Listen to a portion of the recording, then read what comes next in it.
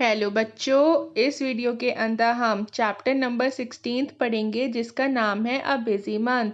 तो देखिए बच्चों, अब जो हम पढ़ने जा रहे हैं ना, ये एक लेटर है। ये लेटर लिखा है गीजू भाई ने आप जैसे बच्चों के लिए। तो ये लेटर उन्होंने लिखा है भावनगर से। भावनगर कहाँ पे है? वो है गुजरात में। और ये जो लेटर है ये लिखा गया है 13 अप्रैल 1936। तो बच्चों 1936 से हमें पता चल रहा है कि ये जो लेटर है ना, ये काफ़ी ज़्यादा पुराना है। तो चलिए अब हम लेटर को पढ़ते हैं और देखते हैं कि गीजू भाई ने आप बच्चों के लिए क्या लिख रखा है।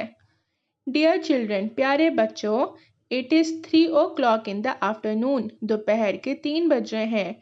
There are no clouds in the sky. और आसमान के अंदर कोई भी बादल नहीं है। The sun is burning hot. और जो सूरज है वो बहुत ज़्यादा गर्म हो रहा है। The sparrows, doves, and sunbirds have started working in pairs as they prepare to make their nest. और जो डव हैं, स्पैरोज हैं, सनबर्ड्स हैं, ये सारे जो हैं ये पेयर्स में मिलके मतलब ग्रुप्स में मिलके काम कर रहे हैं और अपने अपने घोंसले बना रहे हैं। Some of the birds have already made their nests. कुछ बर्ड्स तो ऐसी हैं जिन्होंने अपने घोंसले बना लिए हैं। In some of the nests the eggs have hatched. और कुछ घोंसले ऐसे हैं जिनके अंदर जो अंडे हैं उनमें से बच्चे निकल के आ चुके हैं। हैच्ड मतलब कि बच्चे निकल के आ जाना। The parent birds are busy feeding the chicks with different kinds of insects and other things.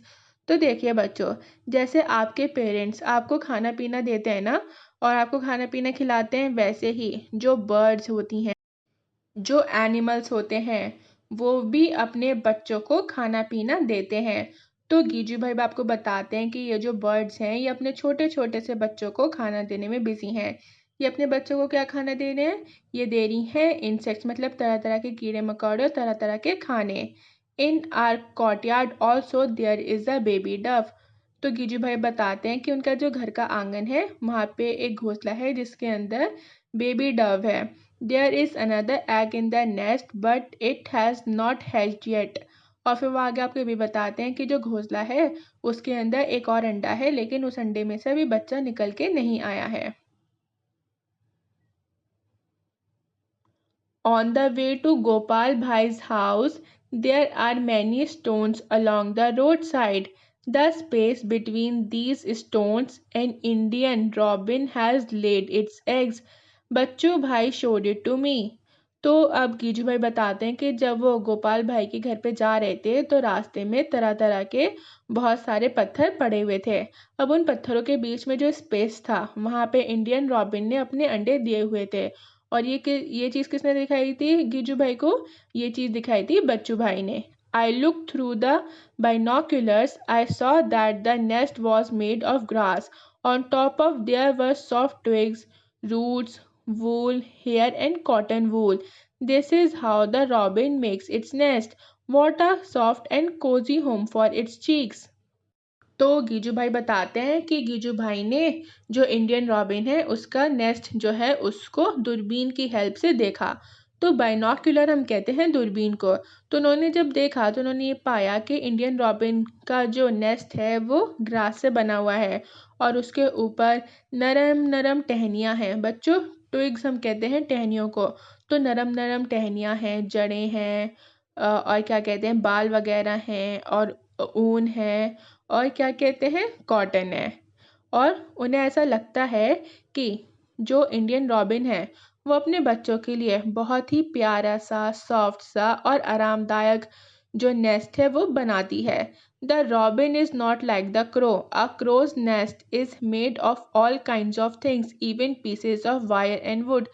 तो जो रॉबिन है वो क्रो की तरह नहीं है, ठीक है। रॉबिन जो है वो अपना घोंसला बहुत ही प्यार से और आरामदायक और सॉफ्ट बनाती है, लेकिन जो क्रो है वो अपना घोंसला हर तरह की चीज़ों से बना लेता है। वो वायर से भी बना लेता है और लकड़ी वगैरह से भी बना लेता है। I saw a baby bird in the Robins nest. तो गीजू भाई बताते हैं कि उन्होंने रॉबिन का जो नेस्ट था उसमें एक बेबी बर्ड को बैठे हुए देखा। तो बच्चों, इससे पहले मैं आपको दिखा देती हूँ कि ये जो दो ऊपर बर्ड्स हैं ना, तो फर्स्ट बर्ड जो है वो इंडियन रॉबिन है और सेकंड कौन है? सेकंड तो आप सब जानते हो, ये है crow. It was sitting with its beak wide open. The mouth was red from inside. In a little while, the robin flew to the nest and put something in the chick's open beak, maybe a few small insects. By then it was evening. The robin settled down with its chick. तो अब गिजू भाई बताते हैं आपको कि जो उन्होंने देखा रॉबिन का जो नेस्ट है उसमें एक बच्चा जो है वो बैठा हुआ है और उसने अपनी चोंच को पूरा खोल रखा है। थोड़ी देर बाद में उसकी जो मम्मा है वो आती हैं और उसके मुंह में कुछ चीज़ खाने के लिए दे देती हैं। अब वो जो चीज़ है वो क्या है? वो छोटे छोटे से कीड़े मकोड़े हैं। ठीक है, और शाम का समय हो जाता है तो जो रॉबिन है वो अपने बच्चे के साथ घोंसले के अंदर आराम से बैठ जाती है। You know that the koel sings sweetly. Do you know that this bird does not make its own nest? It lays its eggs in a crow's nest. The crow hatches them along with its own eggs. तो देखिए बच्चों, जो कोयल है ना, ये एक bird है। ये बहुत ही प्यारा और बहुत ही मीठा गाती है। आपने सुना भी होगा इसके बारे में। तो ये जो बर्ड है ना, इसकी एक स्पेशलिटी है। वो स्पेशलिटी ये है कि ये कभी भी अपना घोंसला खुद नहीं बनाती। ये क्या करती है, ये बड़ी चालाकी के साथ जो कोआ होता है उसके घोंसले के अंदर अपने अंडों को रख के चली जाती है। फिर कोए के जो अंडे होते हैं उन अंडों के साथ साथ इसके खुद के जो अंडे होते हैं वो भी कोआ जो है उनको पालता है। और फिर कोए के अंडे के साथ साथ जब बच्चे निकलते हैं उसके अंडे में से तो इसके बच्चे भी तभी निकल जाते हैं। कोआ जो होता है वो बिल्कुल अपने बच्चों की तरह इसके बच्चों का भी ख्याल रखता है। क्यों? क्योंकि उसको लगता है कि उसके खुद के अंडे हैं। There is a small tree nearby. It has a nest hanging from its branch. Birds are so wonderfully different. The crow builds its nest high upon a tree. तो गिजू भाई बताते हैं कि आसपास जो है ना एक छोटा सा पेड़ है जिसकी टहनी पे से एक घोंसला लटक रहा है। तो गिजू भाई को ऐसा लगता है और ऐसा वाकई में है कि जो बर्ड्स हैं वो सारी एक दूसरे से बहुत अलग अलग हैं। ठीक है, तो गिजू भाई बताते हैं कि जो क्रो है वो क्या करता है, वो अपना जो घोंसला है वो ऊंचे से पेड़ के ऊपर बनाता है। The Dove makes its nest among the thorns of a cactus plant और अ मेहंदी हेज। और जो डव है वो जो कैक्टस प्लांट के जो कांटे होते हैं उनके बीच में अपना घोंसला बनाती है, या मेहंदी का जो प्लांट होता है वहाँ पे बनाती है। The sparrow can be found in and around our own house. It makes its nest anywhere on top of a cupboard behind a mirror on a ledge। तो गिजू भाई बताते हैं कि जो स्पैरो है उसे तो आप आसपास कहीं पे भी देख सकते हो। ये अपना नेस्ट कहीं पे भी बना लेती है। ये कभी अलमारी के ऊपर बना लेती है, कभी शीशे के पीछे बना लेती है, और मतलब कहीं पे भी बना लेती है। Pigeons also make their nest like this. और पिजन्स जो हैं वो भी अपना घोंसला बिल्कुल इसी की तरह बनाते हैं। Often they make nest in old और डेजर्टेड बिल्डिंग्स। और पिजन्स जो होते हैं ना वो अक्सर अपना नेस्ट कहाँ पे बनाते हैं, वो अपना नेस्ट अक्सर पुराने और जो बिल्डिंगें ख़राब हो चुकी हैं वहाँ पे बनाते हैं। The barbet or coppersmith bird can be heard in the summer with its tuk tuk tuk call. It makes its nest in a hole in a tree trunk। जो बारबेट और कॉपरस्मिथ बर्ड हैं इनकी आवाज़ आप टुक टुक की कब सुन सकते हो? गर्मियों के मौसम में। ठीक है, और ये क्या करती हैं, ये जो पेड़ का तना होता है ना उसके बीच में होल करती हैं और वहाँ पे अपना घोंसला बनाती हैं। होल कैसे करती हैं? अपनी चोंच से होल करती हैं। And the tailor bird uses its sharp beak to stitch together two leaves or a bush. It lays its eggs in the fold of the leaf that it has made. This is its nest। तो देखिए बच्चों, जो tailor bird है इसका नाम Taylor इसलिए है क्योंकि ये क्या करती है, ये दो पत्तियों को सीती है और अपना नेस्ट बनाती है और फिर वहीं पे अपने अंडों को देती है। तो ये किसी भी बुश के ऊपर, किसी भी टहनी के ऊपर दो पत्तियों को सी के अपना घोंसला बना लेती है और ये इसका घोंसला होता है।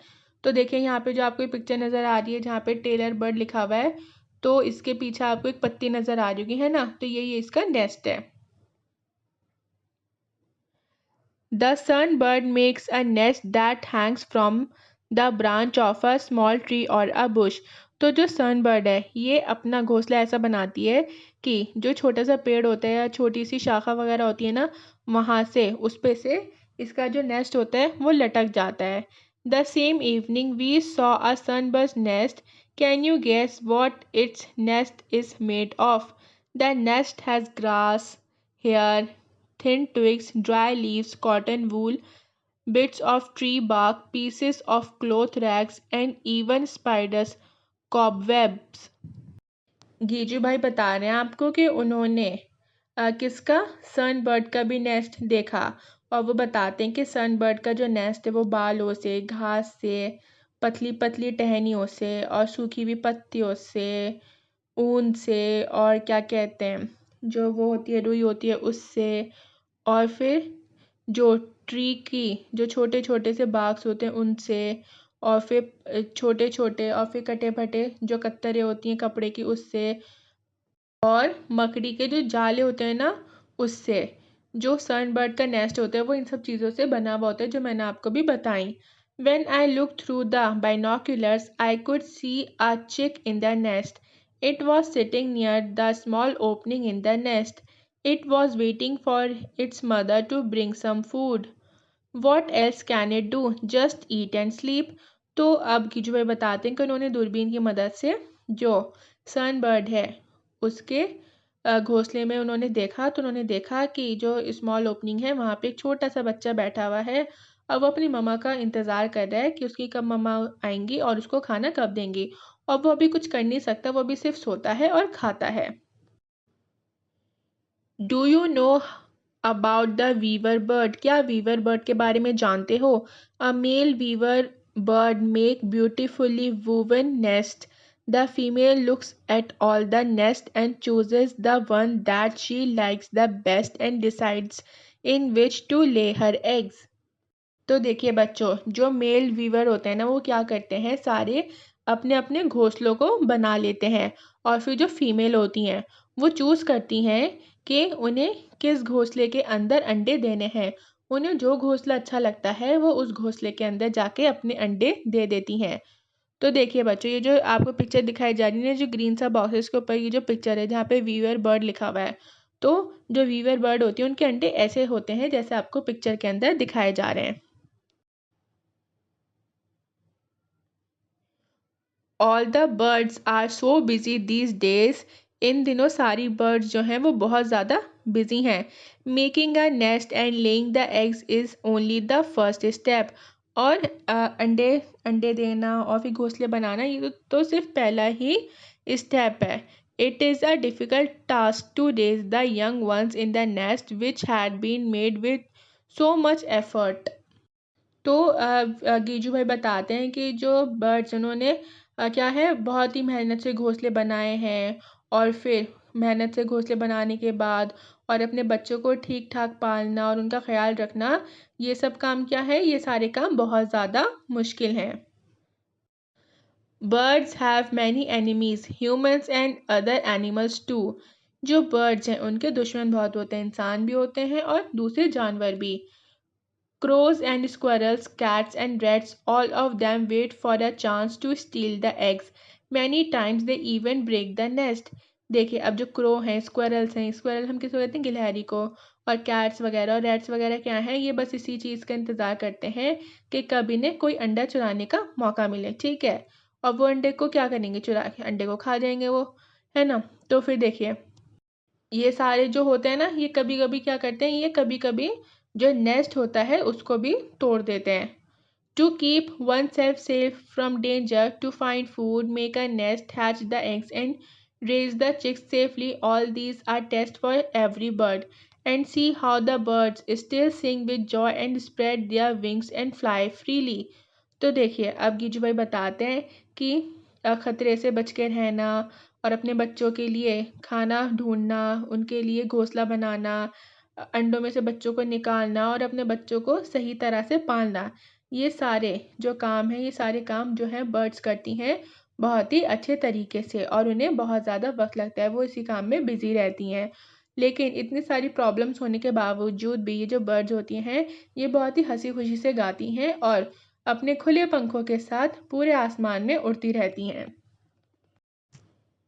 तो that is all for now. सलाम, ब्लेसिंग्स फ्रॉम योर गीजू भाई। गीजू भाई जो हैं वो अब आप लोगों को बाय बाय कर रहे हैं। तो अब क्वेश्चन हैं जिनका आंसर हम लोग लिख लेते हैं। How many years ago did Gijubhai write this letter. तो गीजू भाई ने ये जो लेटर है ये कितने साल पहले लिखा है। तो देखिए बच्चों, गीजू भाई ने ये लेटर लिखा था 1936 में, ठीक है। और अब कौन सा ईयर चल रहा है, ये चल रहा है 2021। तो 2021 में से अगर आप 1936 को माइनस करोगे तो कितना हो जाएगा, 85 ईयर्स। तो गीजू भाई ने जो लेटर है वो 85 ईयर्स पहले लिखा है।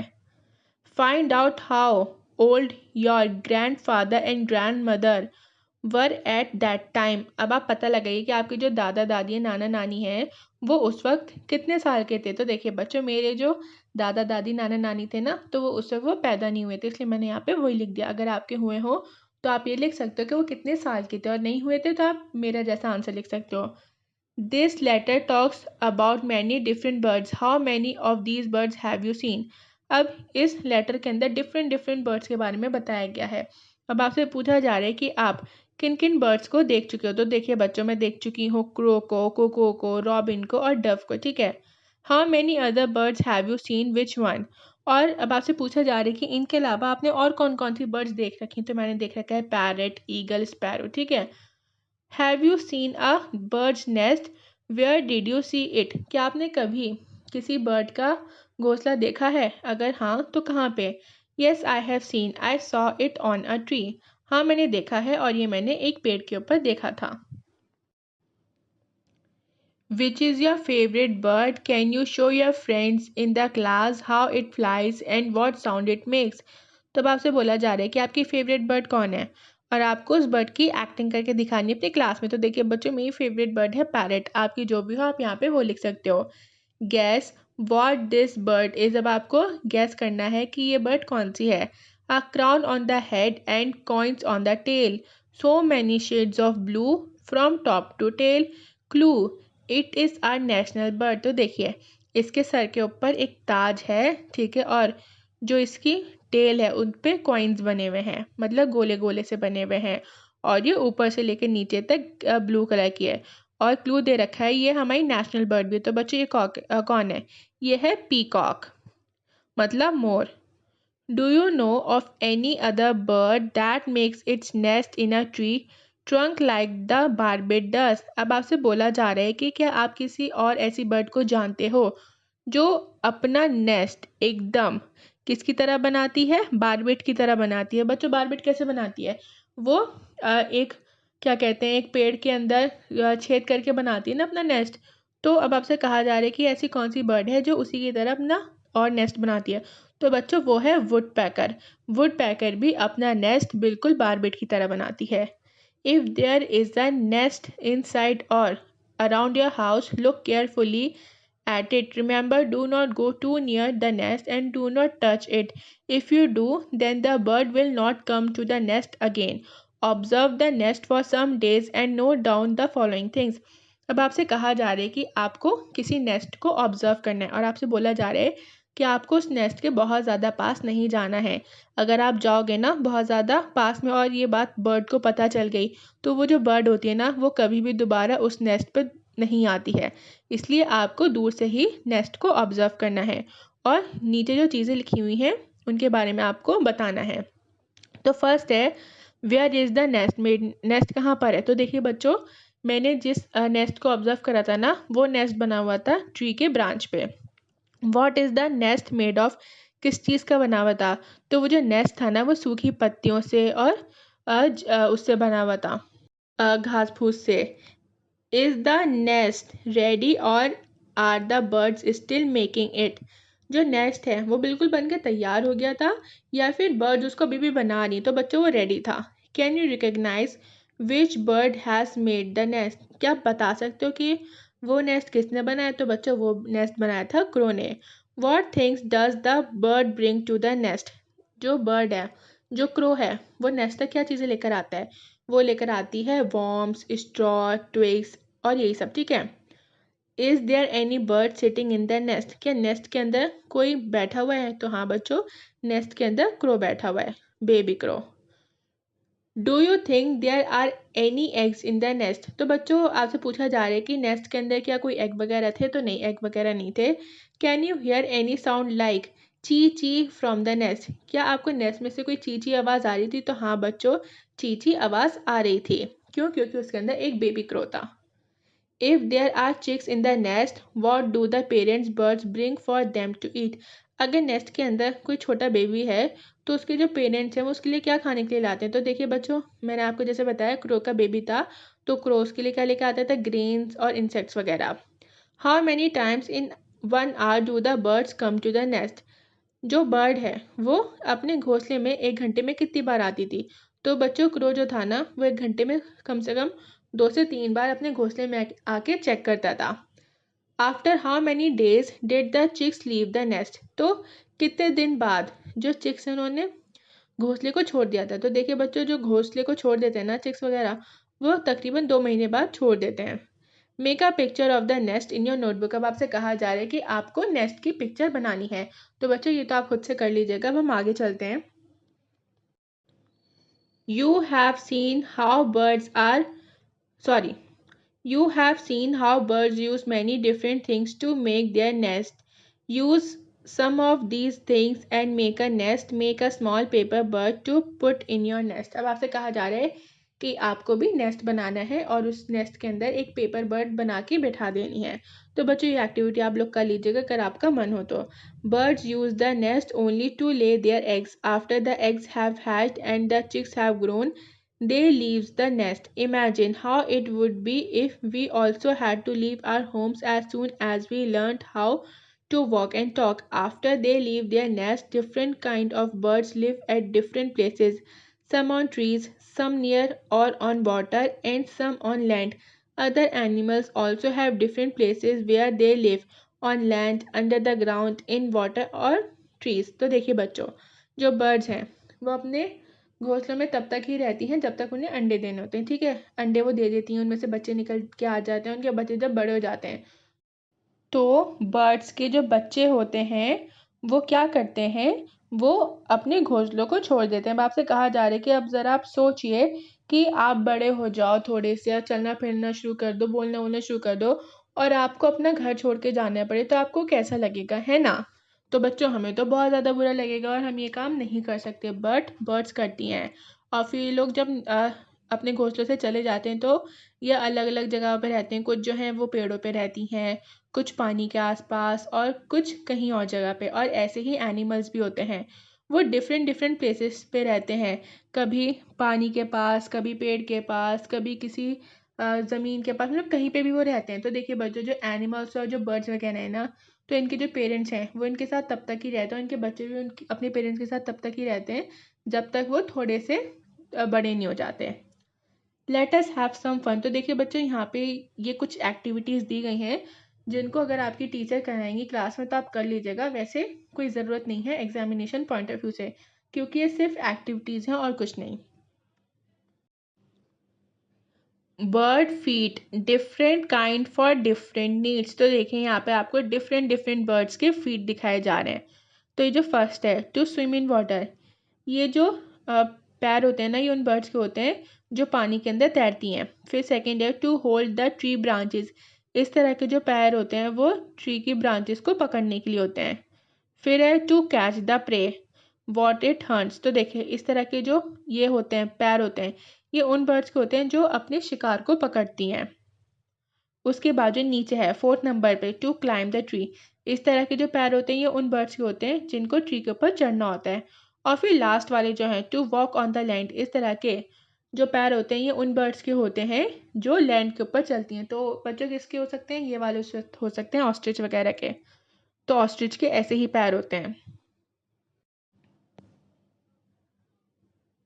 Bird beaks according to the food. तो अब जो बर्ड्स हैं उनकी चोंच भी अलग अलग तरीके की होती है। तो जो फर्स्ट है, to tear and eat meat, इस तरह की जो बीक होती है ना, ये मीट को फाड़ने के लिए और खाने के लिए होती है। उसके बाद जो है, to make holes in the wood and tree trunks, इस तरह की जो बीक होती है वो किन बर्ड्स की होती है? जो लकड़ी के अंदर छेद करती हैं। फिर है टू सक नेक्टर फ्रॉम फ्लावर्स, इस तरह की जो बीक होती है वो उन बर्ड्स की होती है जो फूलों में से नेक्टर को चूसती हैं। नेक्टर क्या है? नेक्टर एक शुगरी लिक्विड है। फिर है 4th नंबर पे, to find insects and worm from mud and shallow water. तो देखिए इस तरह की जो बर्ड्स होती हैं, इनकी बीक्स इसलिए होती है, मतलब ये जो बीक ये उन तरह की बर्ड्स के लिए होती है जो पानी में से और फिर मड में से कीड़े मकोड़ों को ढूंढती हैं। फिर है to break and crush seeds.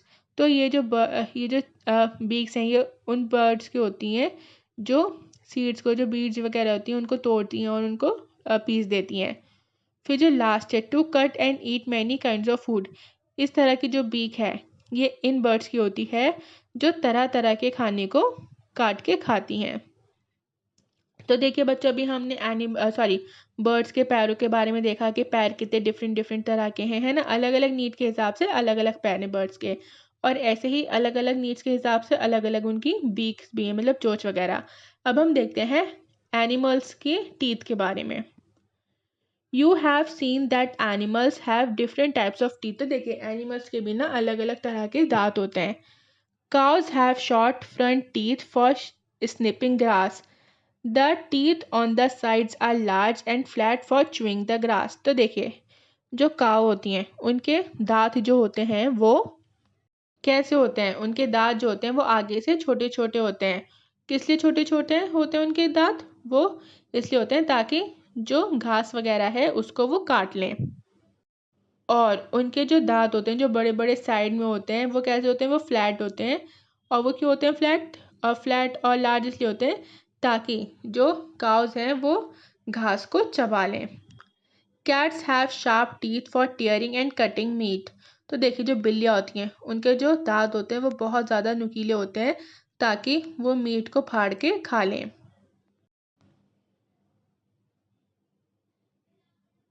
Snakes have sharp, curved teeth, but they do not chew their prey. Snakes always swallow their food whole. तो देखिए स्नेक जो होते हैं ना उनके दांत भी बहुत ज़्यादा नुकीले और थोड़े मुड़े हुए होते हैं, लेकिन इनका जो शिकार होता है ये उनको चबाते नहीं है। क्या करते हैं? अपने शिकार को पूरा निगल लेते हैं। Squirrels front teeth keep growing through out their life. अब जो स्क्वायरल होती हैं, जो गिलहरी होती हैं, उनके जो आगे के दांत होते हैं वो पूरी ज़िंदगी उनके बढ़ते रहते हैं। They have to keep gnawing on things to keep their teeth from becoming too long. ठीक है, अब ये क्या करती हैं? जो स्क्वायरल्स होती हैं ये अपने दांतों को घिसती रहती हैं डिफरेंट डिफरेंट चीज़ों के ऊपर ताकि इनके जो दांत हैं वो ज़्यादा बड़े ना हो जाएं। गेनोइंग, तो देखिए बच्चों गेनोइंग का मतलब होता है घिसना। Find out about your own teeth and write. अब आपसे बोला जा रहा है कि अब आपको अपने टीथ के बारे में लिखना है। योर एज, आपकी उम्र कितनी आप वो लिखोगे। How many teeth do you have, कितने दांत आप वो काउंट करके लिखोगे। Have any of your teeth fallen और ब्रोकन, हाउ मैनी, क्या आपका कभी कोई दांत टूटा है या कोई गिरा है? अगर हाँ तो कितने। How many new teeth do you have, नए दांत कितने आपके पास। How many of your milk teeth have fallen but no new teeth have come in their place. आपके कितने ऐसे दूध के दांत हैं जो गिर चुके हैं, टूट चुके हैं, लेकिन उनकी जगह न्यू दांत जो हैं वो अभी तक नहीं आए हैं। तो आपको ये सब अपने बारे में लिखना है, तो ये तो आप लोग खुद कर लोगे। अब हम करते हैं find out more about teeth. अब टीथ के बारे में और देखते हैं। Look at your friend's teeth, अपने फ्रेंड के टीथ को देखिए। Are there different kinds of teeth, क्या उनके दांत जो हैं वो अलग हैं। Draw one front tooth and one back tooth in your notebook. Can you see any difference between these teeth. अब आपको अपने फ्रेंड के टीथ को देखना है, अपनी टीथ को देखना, बताने की कि आप दोनों के जो टीथ हैं उनमें कोई फ़र्क है या नहीं। हाँ तो बच्चों देखिए, सबके जो टीथ होते हैं ना उनके सबके टीथ अलग अलग होते हैं। मतलब छोटे बड़े साइज़ में होते हैं, कुछ के नुकीले होते हैं, कुछ के कैसे होते हैं, मतलब सबके टीथ अलग अलग होते हैं। टीथ के जो टाइप हैं वो एक ही हैं, बट उनके लुक्स में, छोटे बड़े लुक्स में फ़र्क आ जाता है। और फिर आपसे यहाँ पे ये भी बोला जा रहा है कि आपको अपने आगे का टूथ और पीछे का टूथ की पिक्चर बनानी है और ये बताने की क्या उनमें कोई फ़र्क लग रहा है आपको। तो देखिए बच्चों, जो आगे के टीथ है ना वो हैं इंसिजर्स, ठीक है। और जो पीछे के टीथ हैं, सबसे पीछे के टीथ हैं वो हो जाएंगे वो मोलार, ठीक है। तो इंसिजर्स ऐसे दिखाई देते हैं जैसे मैंने आपको दिखाया गया अभी पिक्चर में, और मोलार ऐसे जैसे पिक्चर में दिखाया गया है। तो पिक्चर के अंदर इंसिजर भी हैं और मोलार भी हैं। इंसिजर जो हैं वो चीज़ों को क्या कहते हैं, चीज़ों को वो काटने के काम में आते हैं, और जो मोलार हैं वो चीज़ों को चबाने के काम में आते हैं। तो अब है imagine and share. If you did not have front teeth both top and bottom, how would you eat a guava, act and show how. अब आपसे बोला जा रहा है कि अगर आपके ऊपर के और नीचे के फ्रंट के दांत नहीं हैं तब आप अमरूद को कैसे खाओगे। आपको एक्टिंग करके बताना है। You have your front teeth but no teeth at the back, someone gives you a roti, show how would you eat it. अब आपसे बोले कि जा रहे हैं आपके पास आगे के तो दांत हैं बट पीछे के दांत नहीं है, तो आप रोटी कैसे खाओगे, आपको वो दिखाना है। तो देखिए बच्चों, मैं आपको बता दूं, आप रोटी खा ही नहीं पाओगे। क्यों? क्योंकि आप सिर्फ रोटी को कट कर पाओगे बट रोटी को चबा नहीं पाओगे। You do not have any teeth in your mouth, what kind of things would you be able to eat. अब आपसे बोला जा रहा है कि आपके मुंह के अंदर कोई भी दांत नहीं है, तो अब आपसे बोला जा रहा है आप किस तरह की चीज़ें खा सकते हो। तो बच्चों, हम खा तो कुछ नहीं सकते, हम सिर्फ लिक्विड चीज़ों को पी सकते हैं। Draw a picture in your notebook, how would you look if you had no teeth. अब आपसे बोला जा रहा है कि अपनी नोटबुक के अंदर पिक्चर बनाओ कि अगर आपके पास कोई भी टीथ ना हो तब आप कैसे दिखाई दोगे। Find out from old people who do not have teeth what are the kinds of things that they can not eat. अब आपको बूढ़े लोगों से पूछना है जिनके पास दांत नहीं हो कि वो किस किस तरह की चीज़ों को नहीं खा पाते। तो देखिए बच्चों, जो मेरी दादी है ना, वो रोटी को नहीं खा पाती, आलमंड्स को नहीं खा पाती, गुआवा को भी नहीं खा पाती। क्यों? क्योंकि इन चीज़ों के अंदर चबाना पड़ता है। वो क्या करती हैं, वो ज़्यादा से ज़्यादा वही चीज़ें खाती पीती हैं जिनके अंदर लिक्विड होता है। Draw a picture of a bird commonly seen in your area, label its body parts also. अब आपसे बोला जा रहा है कि आपको एक बर्ड की पिक्चर बनानी है जो आपके एरिया में रहती हो और उसके डिफरेंट बॉडी पार्ट्स को लेबल भी करना है। तो बच्चों, मैं आपको एक बात बताऊं, जो टीथ होते हैं ना वो बहुत ज़्यादा इंपॉर्टेंट होते हैं। अगर आपके टीथ खराब हो जाएंगे ना तो आप कुछ खा पी नहीं पाओगे, ठीक है।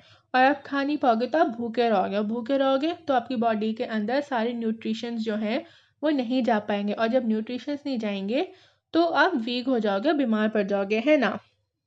इसलिए, ताकि आप बीमार ना पड़ो, इसलिए आपको अपने टीथ्स को क्लीन करना चाहिए दिन में कम से कम 2 बार, मॉर्निंग और रात को सोने से पहले। और अपने टीथ्स का हमें ख्याल रखना चाहिए। हमें ख्याल रखना चाहिए कि हमारे टीथ में कोई कीड़ा वगैरह ना लगे। तो आई होप आप इन सब चीज़ों का ख्याल रखोगे, है, ठीक है। बस आपका चैप्टर इतना ही था। आई होप आपको वीडियो अच्छी लगी, समझ में आई हो।